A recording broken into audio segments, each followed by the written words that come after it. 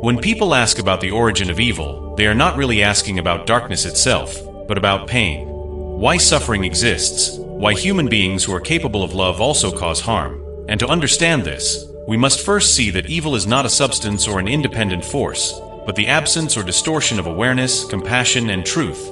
Much like darkness is not a thing on its own but appears when light is missing. Human beings were given freedom, because without choice love cannot exist, yet freedom carries risk, for when awareness guides choice it creates beauty, and when awareness is absent the same freedom produces harm, meaning evil begins not with hatred but with unconsciousness, rooted in the illusion of separation. The belief that one is separate from others, from life, and from consequence. And from this illusion fear arises.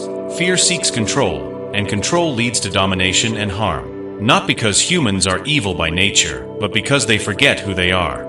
Knowledge without inner wisdom deepens this problem, as intelligence disconnected from compassion becomes destructive, and this struggle unfolds within every human heart, where the urge to protect the self competes with the call to care beyond the self.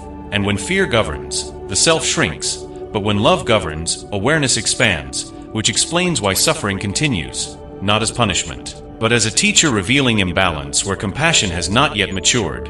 In this sense, evil does not create meaning but exposes where meaning is lacking, calling for transformation. And although the ego itself is not evil, it becomes harmful when it believes it is the whole self, turning fear into control and certainty into judgment, which is why most harm is done not by those who think they are evil, but by those who feel justified. And yet understanding does not excuse harm, it prevents its repetition. Because awareness increases responsibility rather than removing it, reminding us that no human being is fixed, that the same mind capable of harm can learn to heal, and the same hands that wound can learn to protect, which is why despair is never final, and why love remains stronger than evil, since evil survives through division and effort, while love flows naturally through connection, leading us to realize that the true response to evil is not condemnation or control, but awareness, education of the heart, responsibility without hatred, and justice without revenge, until the deeper question is no longer why evil exists, but how aware we are becoming,